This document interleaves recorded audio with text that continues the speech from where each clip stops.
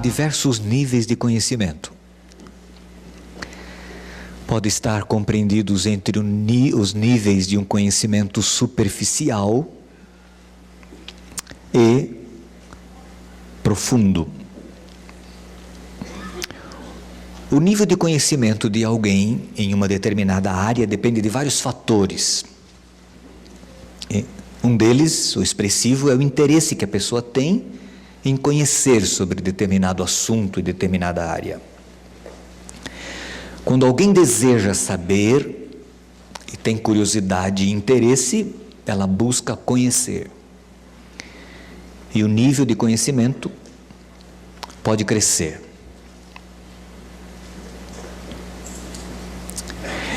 Existe uma teoria que diz que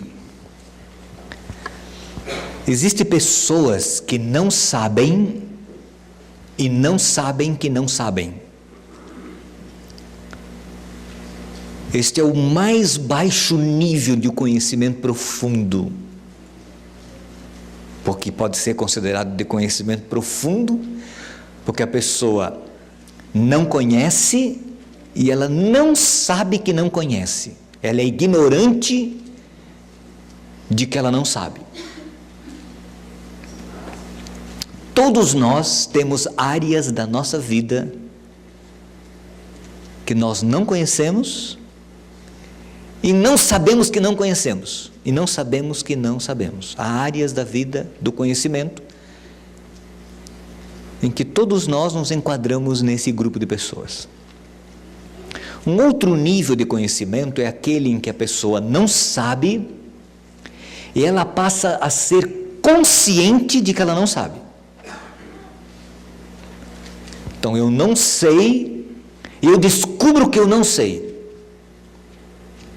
Quando a gente chega nesse nível, a gente sente necessidade de conhecer e nós buscamos o conhecimento quando queremos e temos interesse. Quando descobrimos que não sabemos, não conhecíamos, mas nos tornamos conscientes deste não conhecimento. O outro nível de conhecimento é quando nós sabemos, aprendemos e somos conscientes de que sabemos. Mas o nível mais elevado de conhecimento que alguém pode atingir é aquele em que a pessoa conhece e não sabe que conhece.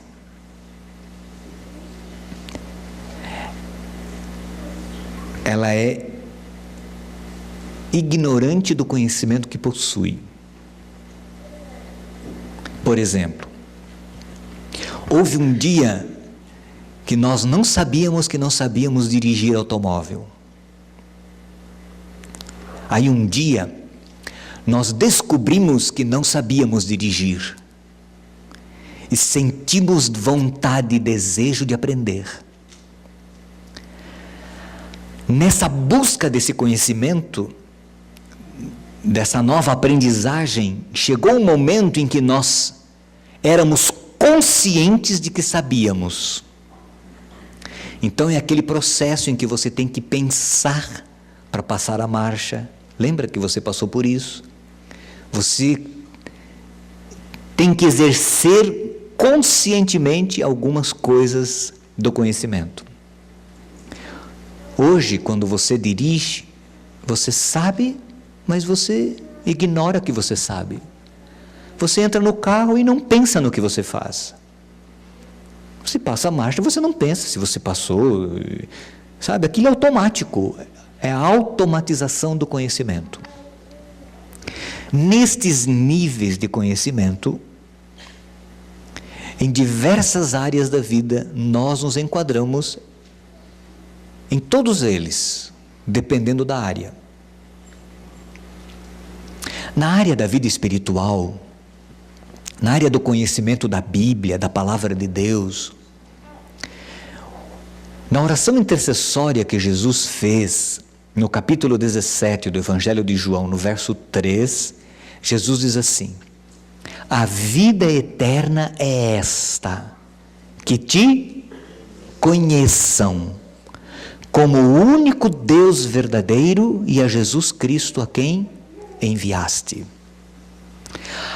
A vida eterna é esta, que te conheçam. Conhecer a Deus é muito importante.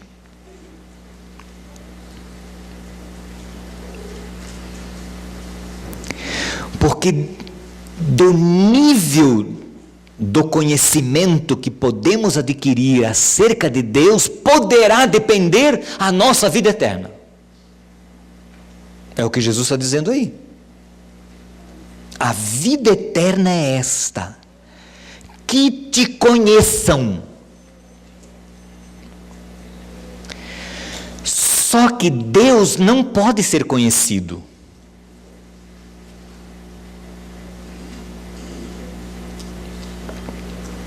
Mas Ele ao mesmo tempo deve ser conhecido e pode ser conhecido. Só que em níveis diferenciados. Nós não podemos conhecer a Deus na sua essência. Hoje, como pecadores, nós não podemos conhecer a Deus em pessoa, pessoalmente, nós não podemos conhecer.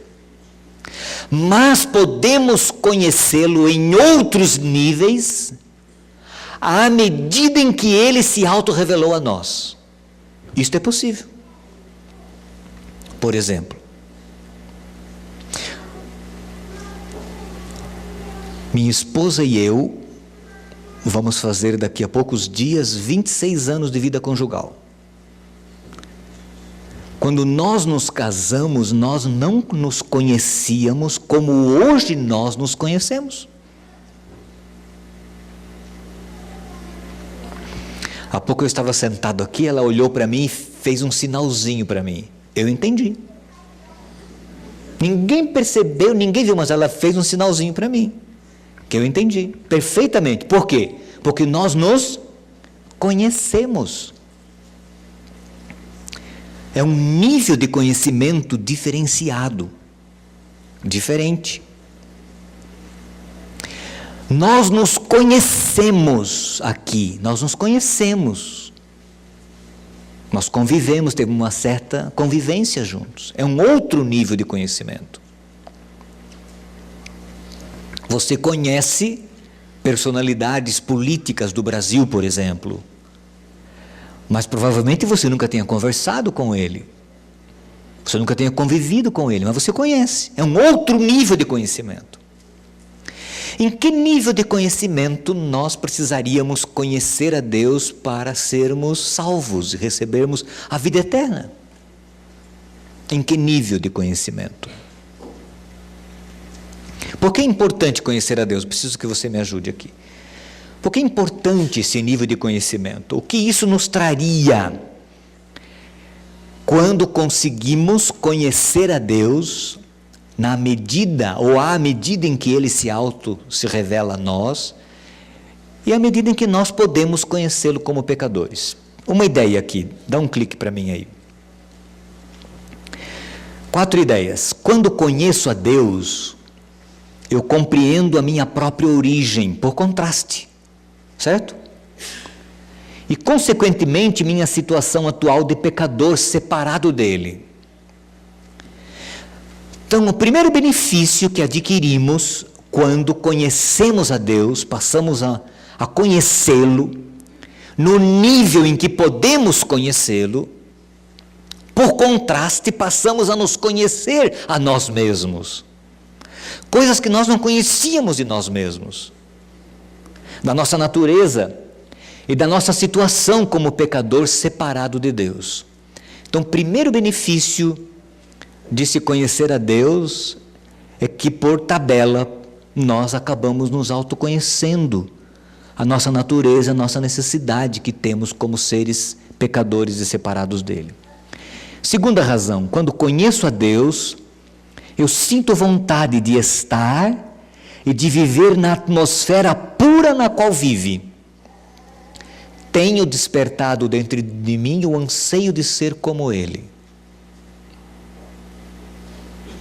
Então, quando eu conheço a Deus, eu sinto vontade de ser como Ele e de viver no estado em que Ele vive. Esses tempos alguém me disse, estando lá nos Estados Unidos, numa comunidade de brasileiros, alguém me disse assim: pastor, quem conhece esse país tem vontade de viver aqui. Me disse a pessoa. Porque é bom viver aqui. Disse-me a pessoa. Então, quando você conhece a Deus, você sente vontade de estar onde Ele está e de viver como Ele vive. Então, primeiro benefício de se conhecer a Deus no nível que podemos conhecê-lo: a gente conhece melhor a nós mesmos, descobrimos que somos pecadores e que estamos numa esfera diferenciada, e em segundo lugar passamos a ter vontade, desejo de ser como Deus é. Um grupo de alunas da Faculdade de Educação, do UNASP, estava fazendo uma pesquisa de campo, um estudo de campo, com pessoas que são cortadoras de cana na região. Eles queriam estudar assuntos relacionados com a educação, cultura, e estudar aí, fazer uma pesquisa acadêmica.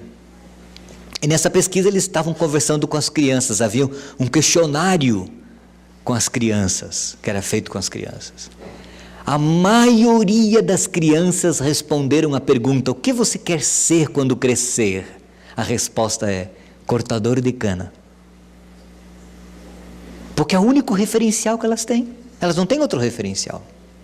Aí um dia uma criança dessa tem oportunidade de ver e conhecer um outro mundo que ela não conhece, ela sente vontade, ela sente desejo de estar lá, de viver lá, de alterar a sua história, a história da sua família, de fazer uma outra história. Conhecer a Deus gera isso em nós. Dá-nos vontade. Você não tem vontade de estar no céu, viver numa terra onde não haverá dor, sofrimento, morte, onde haverá paz? Irmãos, para mim uma das coisas que eu mais gosto é paz, é segurança, é tranquilidade. Eu gosto muito disso. Eu gosto de paz, eu gosto de silêncio, eu gosto disso. Não gosto de confusão, de ruído, de barulho, de rolo, não gosto. Eu acho que isso tudo foi o diabo que criou. Barulho, confusão, rolo, gritaria, tudo isso é coisa do mundo do cão, do reino do cão.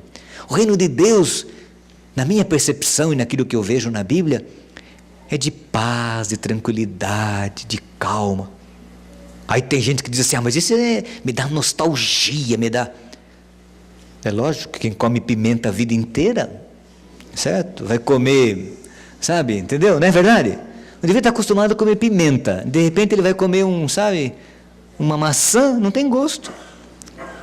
Como disse um professor mexicano: na minha terra, a gente come banana com pimenta. Ele falou para mim. E as mães dão, às vezes, põem pimenta na mamadeira do bebê já. Então, nós estávamos jantando aqui em São Paulo uma vez, com um grupo de alunos, com um professor mexicano que veio dar algumas matérias para nós. E aí pediu para o garçom pimenta, porque a comida dele não tinha sabor. Pediu pimenta. Aí o garçom trouxe a pimenta. Aí ele experimentou, falou: não, essa não tem uma pimenta mais forte, um negócio assim mais quente? Aí o garçom falou assim: eu tenho uma aqui, mas não sei se o senhor vai dar conta de comer, traga essa.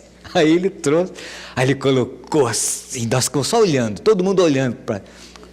Aí ele experimentou, ai, que delícia, né? É lógico.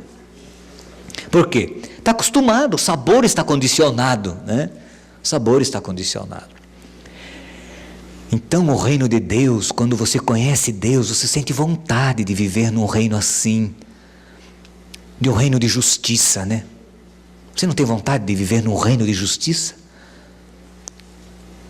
Onde a justiça é justiça. Dá vontade. Terceira coisa, quando conheço a Deus, eu descubro o que fez para reintegrar-me a Ele. Eu conheço o plano que Ele fez para que eu possa voltar as minhas origens. Eu fico conhecendo isso. Eu conheço esse plano. Eu descubro que há uma saída para mim e que eu posso viver na esfera em que ele vive. Há uma alternativa, a gente descobre isso. Há um caminho de volta. E quando conheço a Deus, eu coopero com Ele nesse processo de restauração.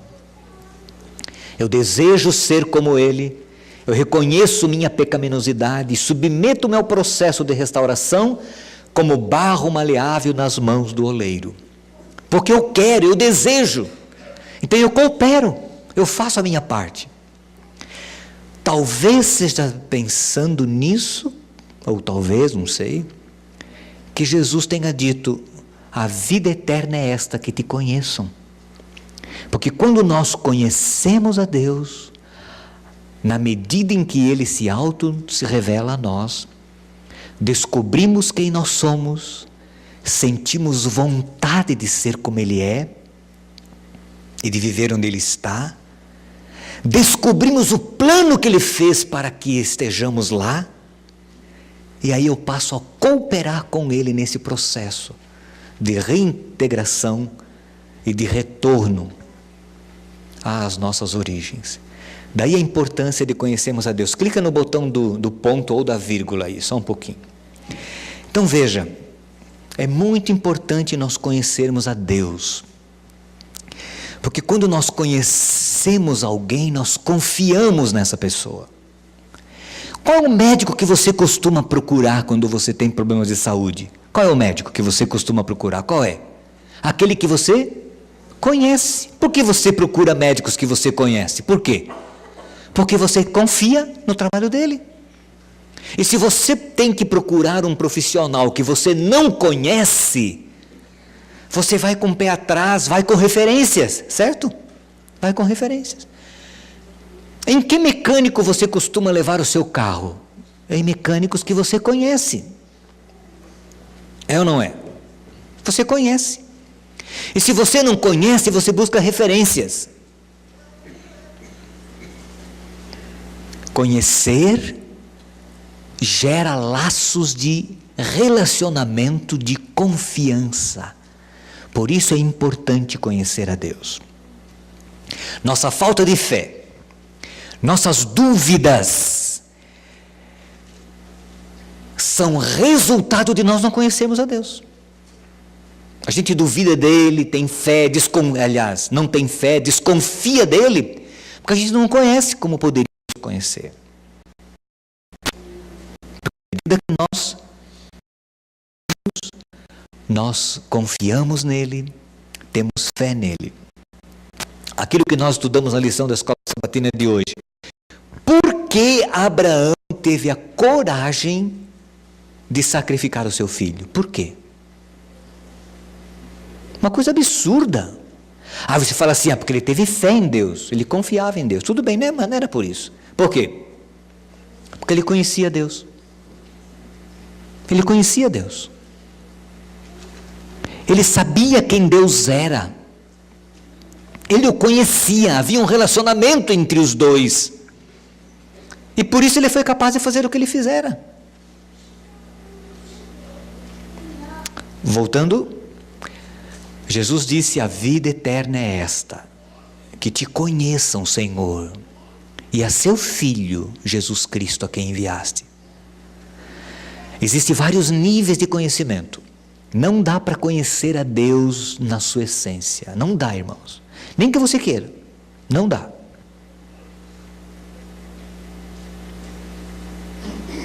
Assim como um pé 42 não cabe num sapato 34. Pode ser um sapatinho de princesa, não cabe. Lá no colégio tinha uma moça, não sei se ela estuda lá ainda, aquelas que calçava 44. Moça alta. Ela disse: pastor, não adianta eu ir em shopping comprar sapato para mim, porque não adianta. Meus sapatos são feitos, personalizados para mim numa fábrica no Rio Grande do Sul. Porque eu não encontro sapato para mulher, 44. Eu acho lindo esses sapatinhos. Ela disse: mas não adianta. Pode achar lindo, porque não cabe. Na nossa mente pecadora, no nosso estado de pecado, nós não conseguimos conhecer a Deus. Você tem vislumbres, nós podemos conhecê-lo a ponto de permitir que Ele dirija a nossa vida, nós temos condições, é possível. E é tão bom a gente saber disso. Sabe, irmãos, nosso Deus é trino. 3 pessoas. Você fala assim, mas eu não entendo. O problema é seu, não é de Deus. Ele continua sendo trino. Mãe, o problema é nosso. Deus continua sendo trino. E ele disse que ele é trino. 3 pessoas. Agora ele não explicou mais sobre isso. Ele não deu uma aula assim, escuta pessoal, o negócio é o seguinte. Não deu. Está lá embutida na revelação. E a revelação é clara. Ele é trino. São 3 pessoas. Distintas. Mas ligadas em essência, ligadas em objetivo, em alto poder. São coeternas, sempre nunca foram criadas. Criados, sempre existiram. Não começa a dar assim, curto-circuito aí na sua cabeça? Dá. Começa a dar. Até perigoso pegar fogo no cabelo, mas dá mesmo. Você tem que aceitar isso pela fé. Nosso Deus é trino, são 3 pessoas, coeternas.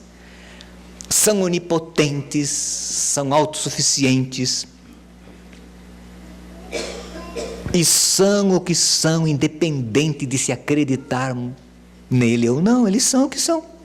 Ele não depende de nós acreditarmos nele, para ele ser o que é. Ele simplesmente é. Por isso que quando Moisés perguntou para Deus assim, Senhor, tu está bem, tá me enviando para eu ir lá no Egito. Eles vão me perguntar quem foi o Deus que me enviou. Eu tenho que dizer o teu nome. Qual é o teu nome? O que Deus disse? Eu sou o que sou. Defina isso. Eu sou o que sou, pronto. Eu sou o que sou. É um tetragrama sagrado, são 4 letras hebraicas sem consoantes que não dá nem para pronunciar. E é a raiz na língua hebraica do verbo ser.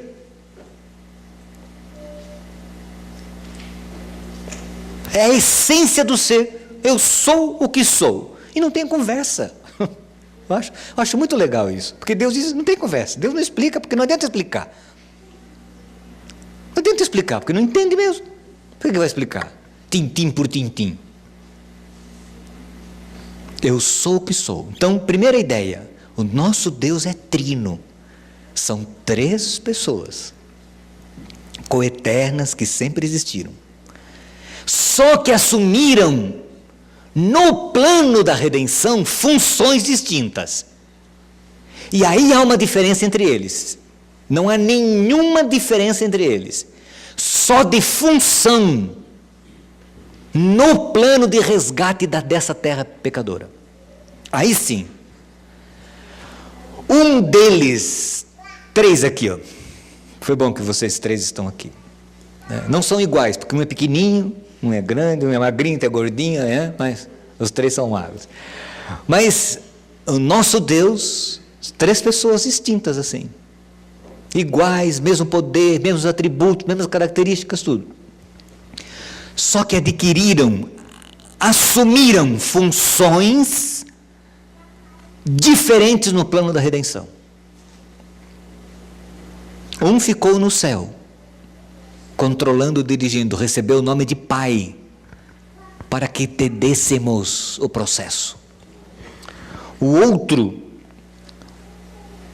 veio a esta terra, assumiu a natureza humana, encarnou-se, tornou-se homem. Nós o chamamos de Jesus. Jesus Cristo, Jesus o Messias. Aquele que é o Salvador, aquele que é o Redentor, aquele que foi ungido para salvar. É o mais próximo a nós. Com ele nós mais nos identificamos, porque ele assumiu a natureza humana e se tornou um de nós. Portanto, ele se parece conosco, ele fala a nossa linguagem. Então, é o mais próximo de nós. E o outro assumiu o papel de Espírito Santo, recebeu este nome, Espírito Santo, fôlego, vento santo, e fez o papel de intermediário entre o Pai e o Filho. E agora, depois que o Filho subiu ao céu, ele assumiu o lugar de Filho nessa terra. Você conhece a Bíblia? Quando o anjo anunciou o nascimento de Jesus, e naquele contexto do nascimento de Cristo, está escrito assim: Emanuel, o nome dele será chamado Emanuel, que significa o quê? Deus conosco. Então Jesus é Deus conosco. Só que eu descobri que o Espírito Santo também é Deus conosco. Por quê? Vamos abrir a Bíblia. No Evangelho de São João, no capítulo 14. Evangelho de João, capítulo 14. Vamos abrir a Bíblia aqui. Evangelho de João, capítulo 14.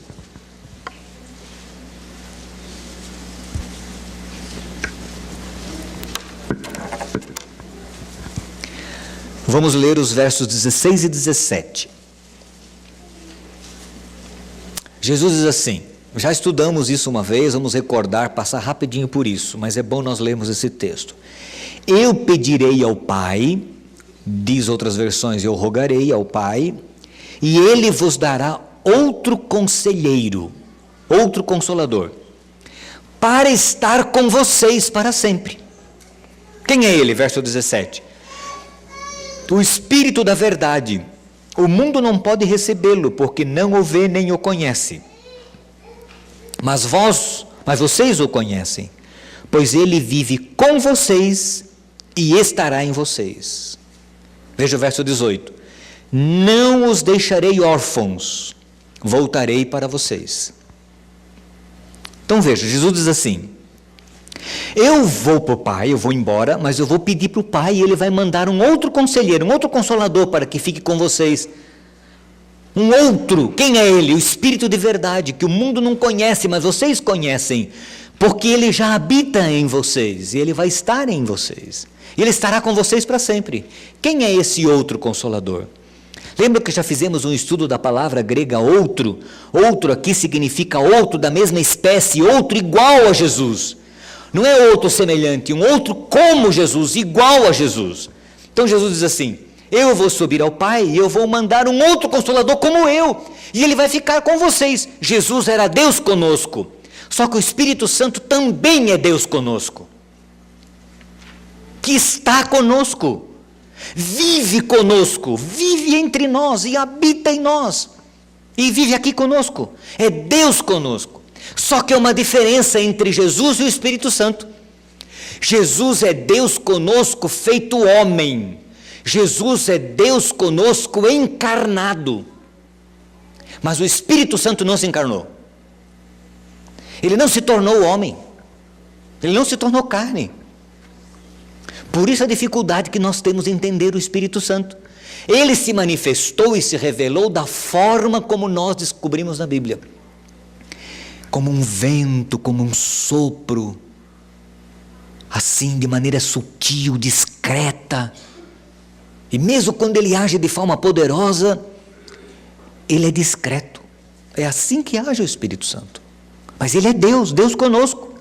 Jesus disse, eu não vou deixar vocês órfãos, vocês não vão ficar abandonados não, eu vou rogar ao Pai e Ele vai mandar um outro Consolador como eu, igual a mim, e Ele é o Espírito da verdade. Ele vai ficar com vocês, em vocês, vai habitar com vocês.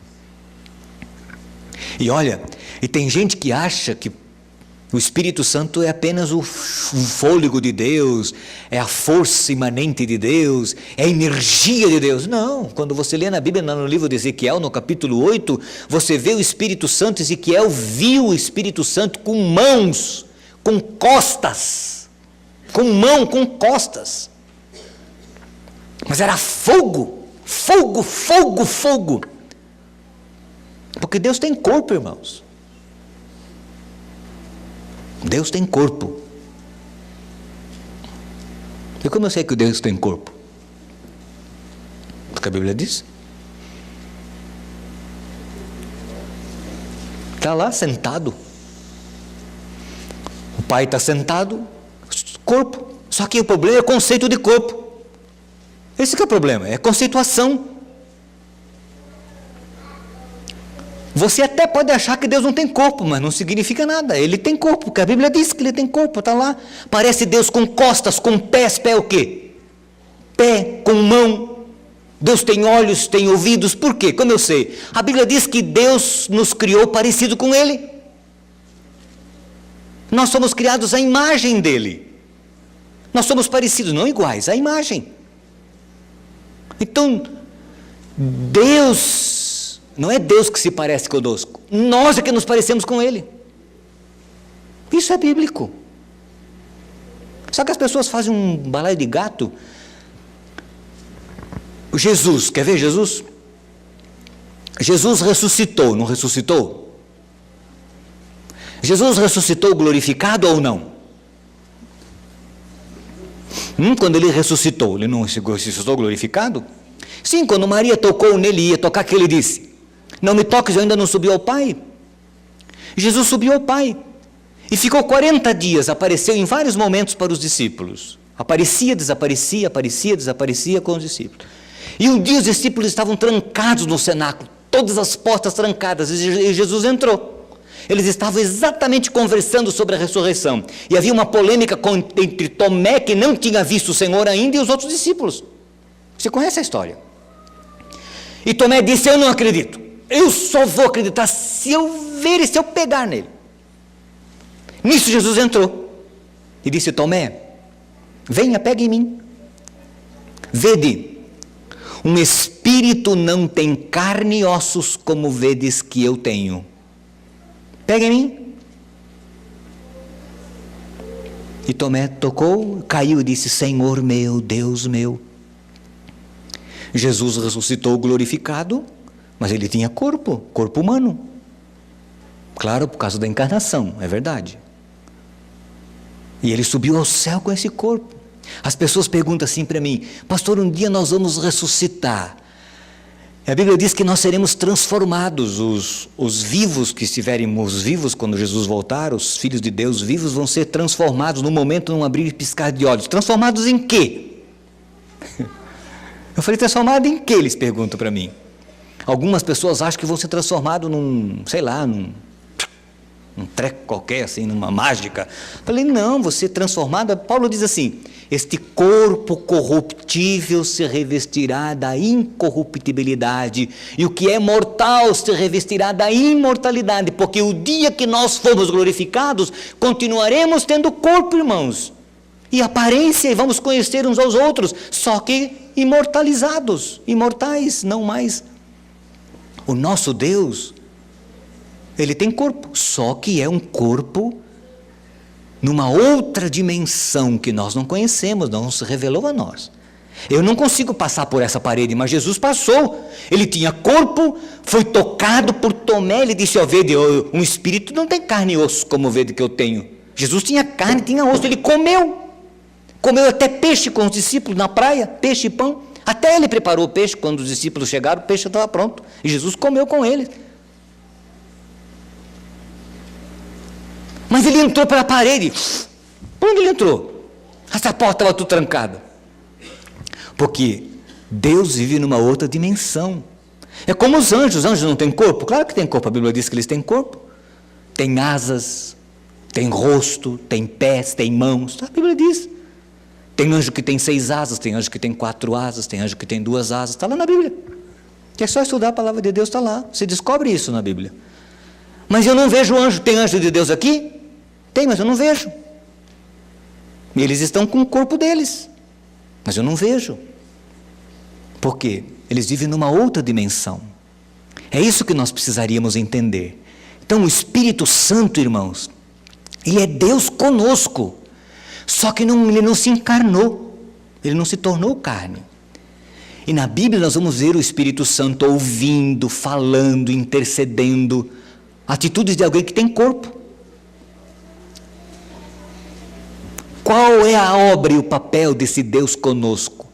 Por que Deus vive conosco? Qual é a função que o Espírito Santo assimilou? Vamos olhar aí no Evangelho de João.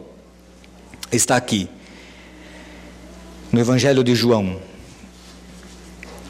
no capítulo 16. Nós lemos o capítulo 14, vamos ler o 16.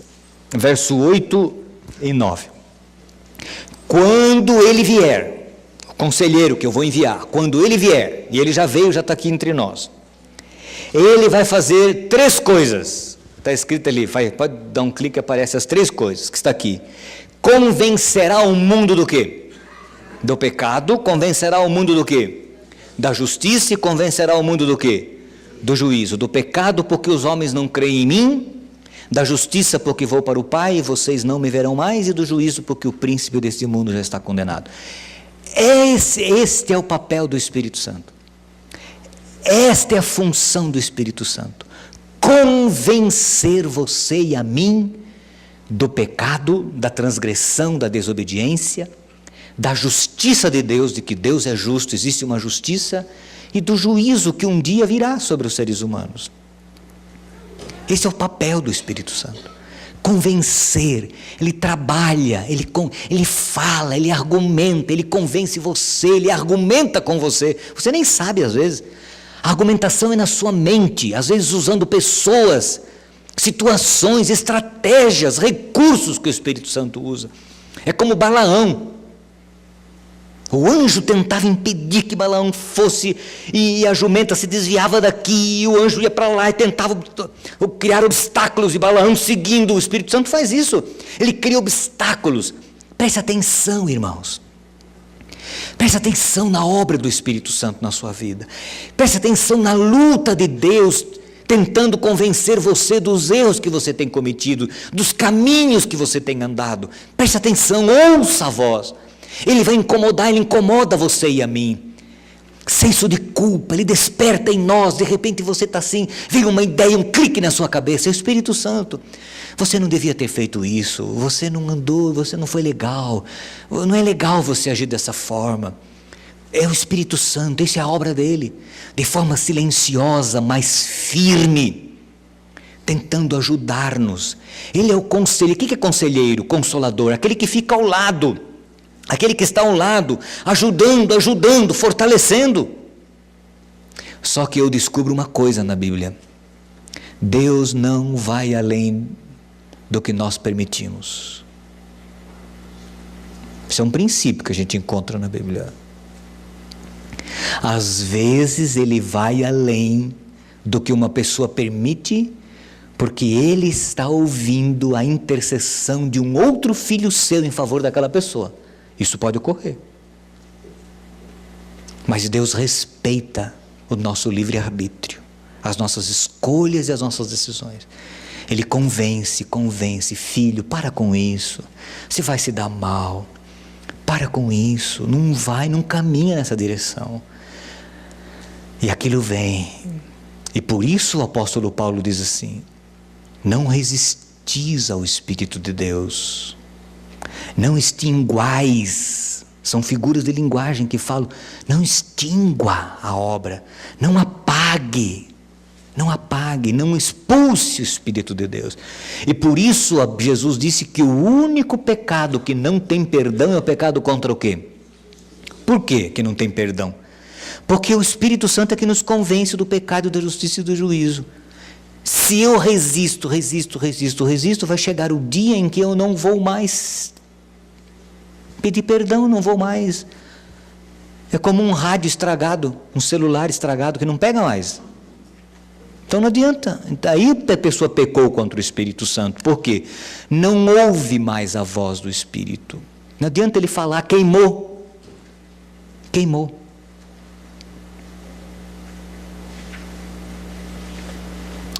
O trabalho de Deus conosco hoje é convencer-nos do pecado, da justiça e do juízo. Tem uns textos bonitos aqui, do Espírito de Profecia, no livro Mensagens Escolhidas, primeiro volume, página 374. Só podemos ser habilitados para o céu mediante a operação do Espírito Santo no coração.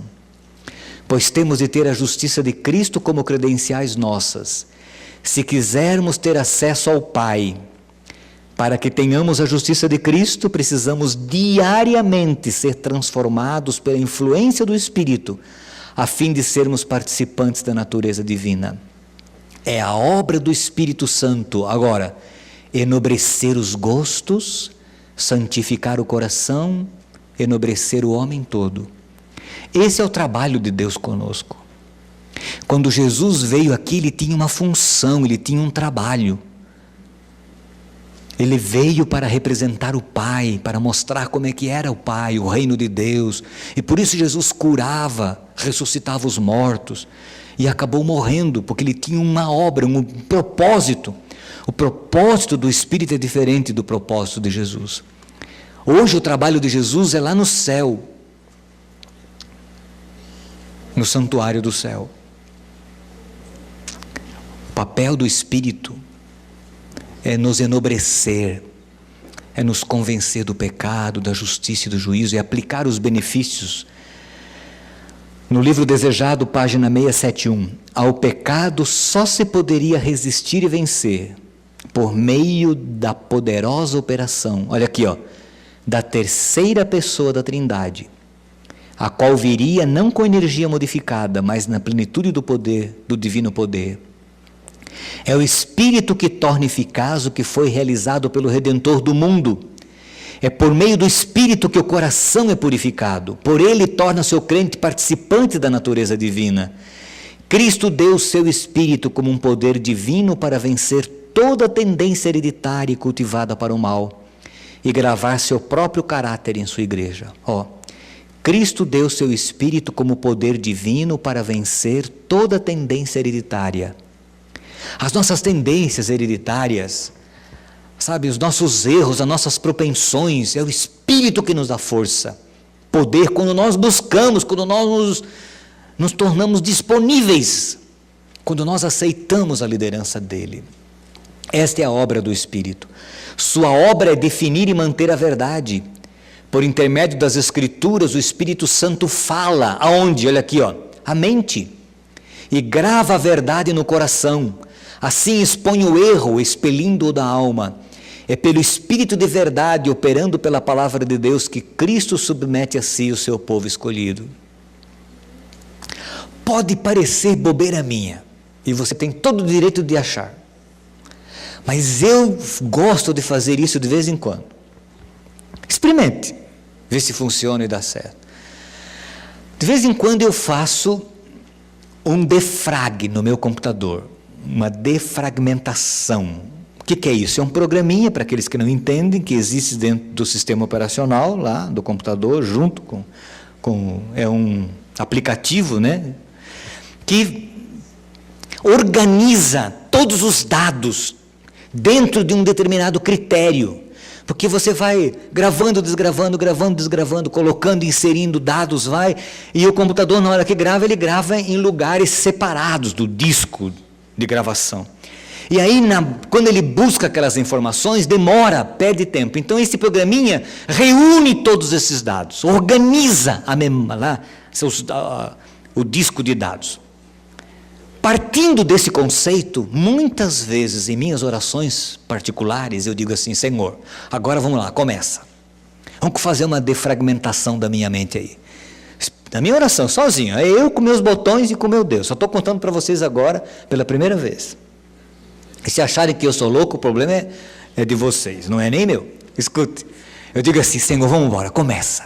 Vamos fazer uma limpeza. Vamos remover um monte de lixo que está aí gravado. Vamos lá. Aí eu mando um escandisque, o Espírito Santo faz um escandisque assim, vai fazendo escandisque. Tira vírus, arquivos, deleta arquivos que já não servem mais, coisas que eu vi que não devia ter visto, coisa que eu li que não devia ter lido, imagens, lembranças, coisas ruins, raiva, ódio, ira. Vamos fazer, como é trabalho, Espírito, vamos orar, rápido, e aquilo faz assim. Eu fico um tempo em oração, o Espírito Santo vai limpando tudo. Pode parecer bobeira, mas quando termina, minha mente está limpinha. Está mesmo. Está limpa mesmo, porque eu sei que está limpa. Eu sei porque eu me conheço. Aqui na frente, onde está o lóbulo central, onde nós tomamos as grandes decisões, está o sensor da moral aqui na frente. Preste atenção, quando nós cometemos coisas erradas, a mente fecha aqui assim. Ó. Eu não sei como esse processo físico ocorre, eu tenho uma ideia. Talvez a liberação de produtos químicos, certo? Que acaba, fecha assim o lóbulo central. Quando você peca, preste atenção. Quando você faz uma coisa errada, preste atenção. Preste atenção quando você vai pedir perdão a Deus por um pecado que você cometeu, como está a sua mente? E você fica orando, orando, e preste atenção como depois do perdão, quando você recebe o perdão, quando você crê no perdão, faz a relação. Esta é a obra do Espírito Santo, e nós temos que nos beneficiar dela. Deus deu-nos o Espírito Santo para nos ajudar, porque nós somos sem vergonhas, nós cometemos um monte de erro, a gente faz coisa errada, a gente sabe, mas faz, sabe? Impureza que vai sujando a nossa mente, o nosso coração. Então as tendências herdadas e cultivadas que a gente tem para o mal, né? Então a obra do Espírito, nós temos que nos apropriar dela, irmãos. Nós temos que permitir que o Espírito opere em nós. Nós não precisamos ter medo do Espírito de Deus. E aí está o novo ano, o início. Nós devemos nos apropriar desse benefício. Deus em nós, Deus conosco, morando conosco, habitando em nós, para nos moldar, para nos tornarmos parecidos com Ele. Quer ver? Mais um pensamento. Só podemos ser habilitados para o céu mediante a operação do Espírito Santo no coração, pois temos de ter a justiça de Cristo como credenciais nossas, se quisermos ter acesso ao Pai. Continua o texto, não? Para que tenhamos a justiça de Cristo, precisamos, quando, irmãos? Diariamente, ser transformados pela influência do Espírito, a fim de sermos participantes da natureza divina. É a obra do Espírito Santo enobrecer os gostos, santificar o coração e enobrecer o homem todo. Você já não se surpreendeu com você mesmo? Pensando assim, nossa, eu não gostava disso, agora eu já gosto. Não se surpreendeu nunca? Nossa, como é que agora eu já gosto disso? O meu pai ele dizia assim, eu não sei como é que vocês adventistas aguentam ficar naquela igreja 3 horas e meia no sábado de manhã. O que vocês fazem naquela igreja? Ele falava para nós. Nós morávamos perto da igreja. Aí meu pai aceitou a Cristo anos depois que a minha mãe faleceu. Tá? Um dia conversando com ele, ele falou, sabe, eu fico impressionado comigo, porque eu fico hoje 3 horas e meia, 4 horas na igreja, e não tenho vontade de sair de lá, não tenho vontade de vir para casa, de tanto que eu gosto. Quem fez essa obra no coração do meu pai? Quem mudou o gosto dele? Quem foi? Foi o Espírito de Deus, o Espírito Santo, Deus conosco, que cria vontades novas, desejos novos, perspectivas novas, sonhos novos, ideais novos, metas, coisas novas. É a obra do Espírito. Irmãos, escutem, você e eu não estamos sozinhos. Deus habita conosco, Deus está conosco. Só que lembre-se, Ele não se encarnou, Ele não é um Deus encarnado. Ele não assumiu a natureza humana. Então Ele age diferente de Jesus, diferente daquela que Jesus agia quando Ele viveu nesse mundo. Mas Ele é Deus. Eu rogarei ao Pai, e Ele vai enviar um outro Consolador como eu, e Ele vai ficar com vocês. Vocês o conhecem, vocês sabem quem Ele é, porque Ele habita com vocês, vocês o conhecem. E Ele vai convencer o mundo do pecado, da justiça e do juízo. Em outras palavras, Ele vai imprimir a minha imagem em vocês.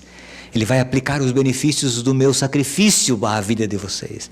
Ele vai conduzir vocês. Eu gosto daquele texto, acho que de Romanos 8,14. Quem são filhos de Deus? Vamos ler? Romanos 8,14. Quem são os filhos de Deus? Lembram-se?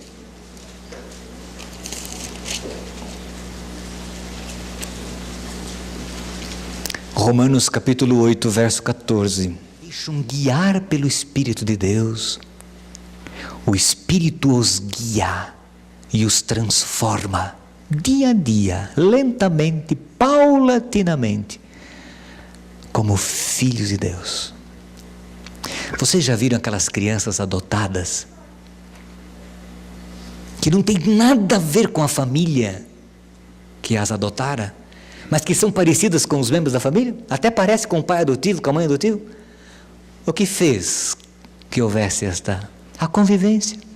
É a convivência, é o conviver, é o estar juntos, né? Nós nos tornamos parecidos com Deus através da obra do Espírito em nós. Não resista ao Espírito Santo. Pelo amor de Deus, irmãos, não resista, deixe que Ele opere em você. Deixe que Ele realize a obra em você. Não resista à obra do Espírito Santo. Não tenha medo do que Ele é capaz de fazer por você. Não diga não. Deixe que Ele realize a sua obra em você. Não extingua. Não apague. Não bloqueie. Mas permita que Ele trabalhe em você e por você. Amém. Amém outra vez. Amém. Porque vale a pena nós dizermos amém. E assim, nós nos tornamos mais parecidos com o nosso Pai, e isso é muito gostoso. Amém.